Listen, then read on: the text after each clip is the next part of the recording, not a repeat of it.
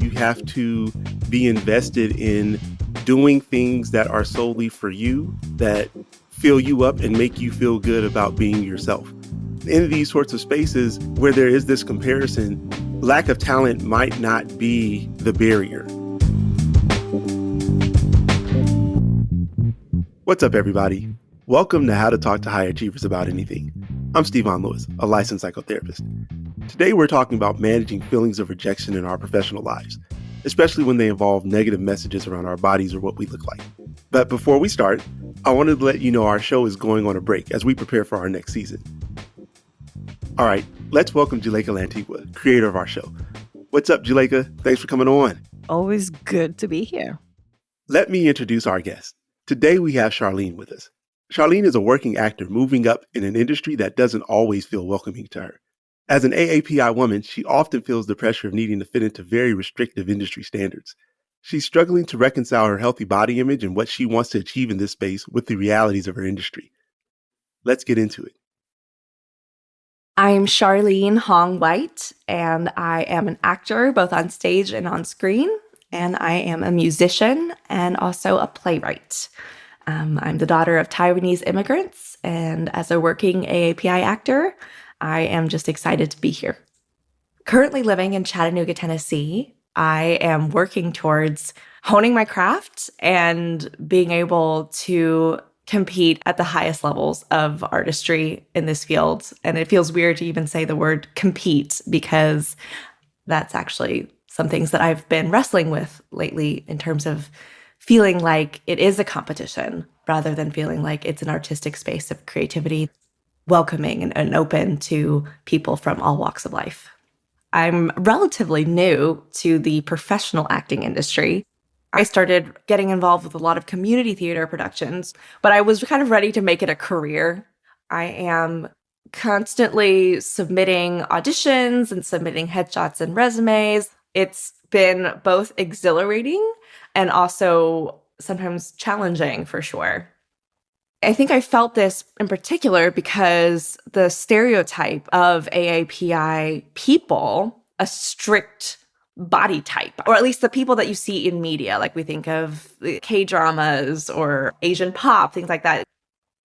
I am a kind of a curvy Asian girl. I do not fit the stereotype of kind of like small, petite AAPI woman, have never really fit that stereotype, always been a little chubby.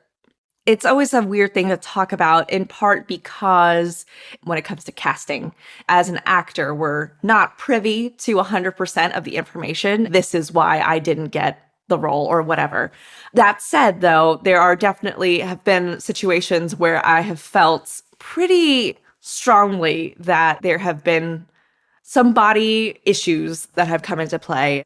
I went up for a role, a commercial. They specifically asked for someone who could speak Mandarin fluently. And usually they'll ask you to, usually send a video of where they can see you. And they'll also ask you to maybe do a couple reads. I remember working very hard on this script and, it is in Mandarin and I speak Mandarin fluently, but it's still not, my best language is still English. And then a couple days later, I find out that the person who got the role was someone who I respect very, very much, actually. It's a friend of mine, and this happens all the time because, you get to know people in the industry. What was weird about it was that my friend self-describes as someone who does not speak Mandarin well. She was so kind enough to show me her recording of her audition tape.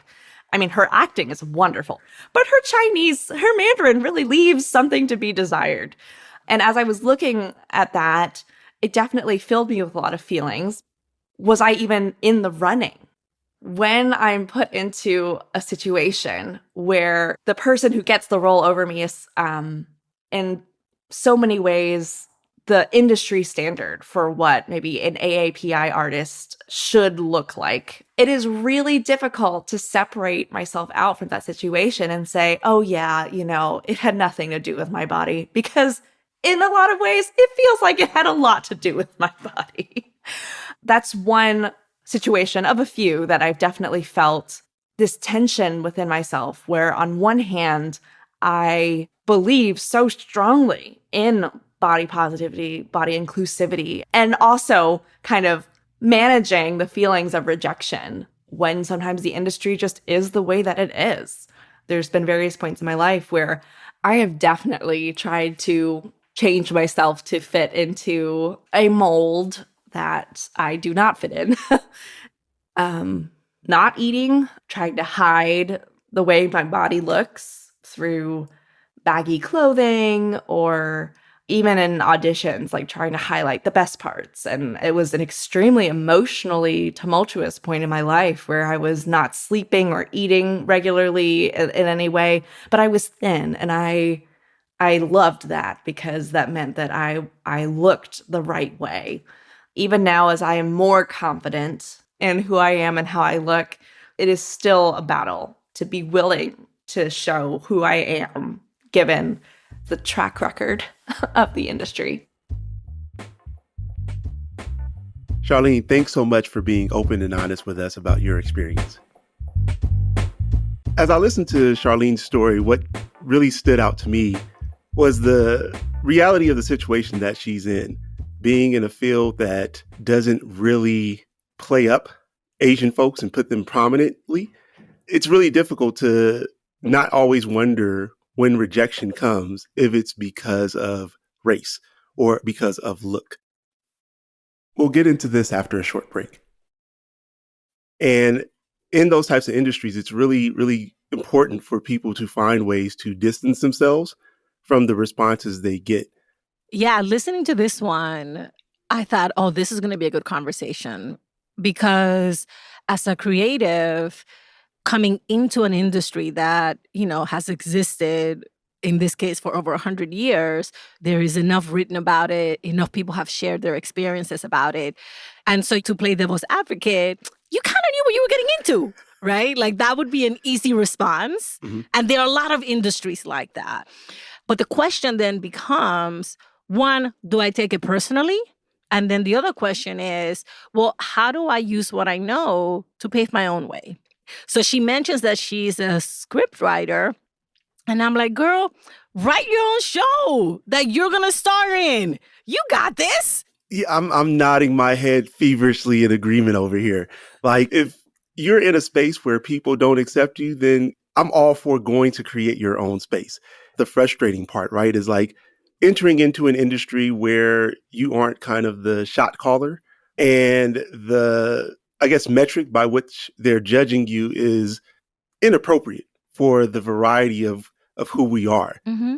That's really hard to distance yourself from. Like, I have a buddy who's an actor, and he said it's one of the more difficult things when you go on like 3 callbacks, and then, on the 4th, when they say, nah, we're going to go a different way, because in that moment that they didn't choose you. Like, it was something about you and not your talent. Yeah. Yeah. Right. And that's really, really rough to deal with. Yeah. That was the thing that I was thinking about. I mean, it was really great that she got some insight on that one audition she mentions from her friend who she thinks very highly of, but it gave her something to compare to. Yeah. When you are being judged, it's judged negatively, right? Then when you are being compared to other people, it's hard to kind of not internalize that. And so when we think about entertainment industry as a whole, global kind of umbrella, different pockets of it, like I think about, maybe with dance and Misty Copeland and how she was told she was too fat, right? And it's like, well, Yep. I don't know if that's necessarily true. She can do all the movements, maybe not so much. Or even think we're thick, okay, people? We are curves thick. are okay. Curves are okay, right? And I think, Charlene's aware of that. Mm-hmm. She's like, I've always kind of been this way. I've always been me. I've accepted it. So I want people like Charlene who hear themselves in her story to kind of be reminded of that.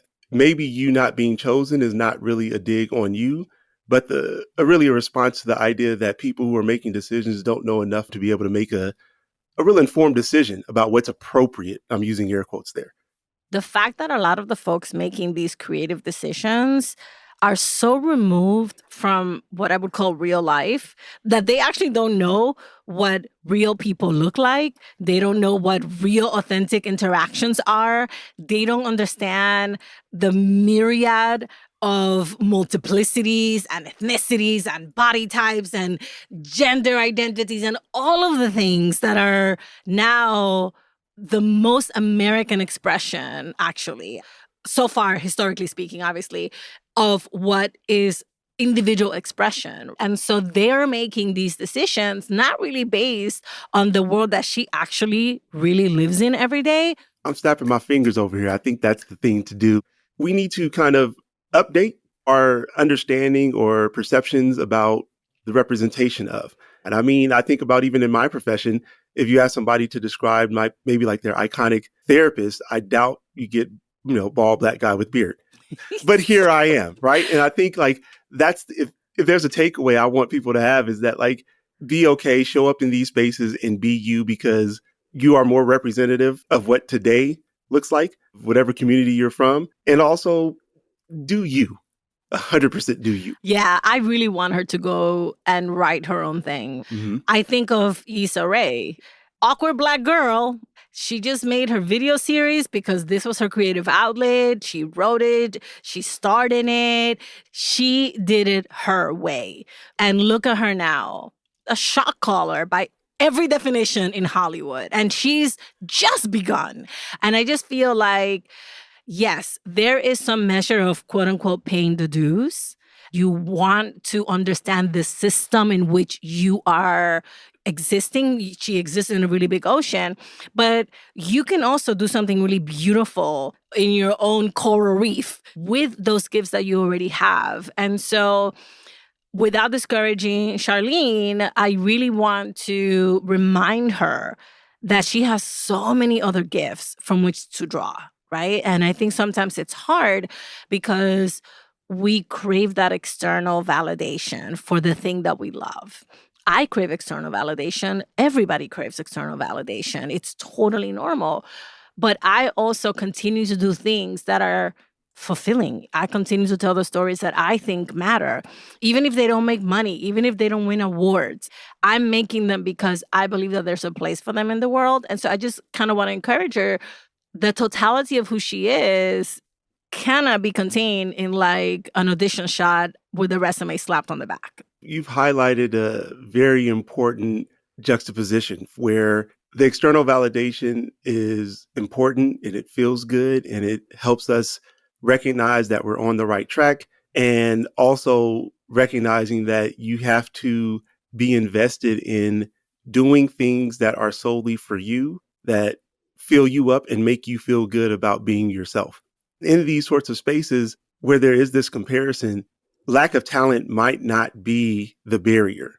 And so when that barrier shows up, we want the Charlenes of the world to push back and create their own lane. It does not mean I'm going to stop. It just means I'm going to pivot. It's the thing about, am I brave enough to make my own way? Ooh. I think a lot of it comes down to that. I'm posing that question to all of us. I'm not posing that question just to Charlene, but I think that for many people, that question sits like on your chest like a brick. Because it's not only are you doing this for you and you're breaking the barrier for yourself or pushing past whatever the blockages are, it's also what we hold for the representation or like the weight of the community that we come from, kind of serving as a voice or a model for those that will follow. Like if Charlene and I were friends, I would say to her, find other women like you, find other people like you at this stage of your career who are going through similar audition experiences, who just understand the craft and who can give you stories that can nurture you and stories that can also teach you lessons that you don't have to learn yourself. Find a community that can support you and uplift you as you're doing these things that can have some serious psychological impact. Because, I mean, that's part of what she and a lot of creative people struggle with, that as much as you love your craft and as good and dedicated as you are, these things take real tolls. And you said find community. It might actually be building. This community you're looking for, you might have to be the catalyst. Absolutely. Absolutely. Juleka, thank you for joining me today. Oh, that was fun. Thank you. It makes me really proud when I see high achievers like Charlene achieving on their own terms by pushing through adversity in a very restrictive industry, showing up consistently as who they are, and by focusing on their craft and the goals they have for themselves. And that's a wrap. Thank you so much for listening to How to Talk to High Achievers About Anything. Our show is going on a break as we prepare for our next season. In the meantime, stay in touch on social media. On Twitter and Instagram, we're at Talk to Achievers. Send our producer, Virginia, an email, and we'll get your story on the next season. She's at virginia@lwcstudios.com. How to Talk to High Achievers About Anything is an original production of LWC Studios. Our show is produced by Virginia Laura. Trent Lightburn mixed this episode. Juleka Lantigua is the creator and executive producer. I'm Stevon Lewis. Bye, everybody.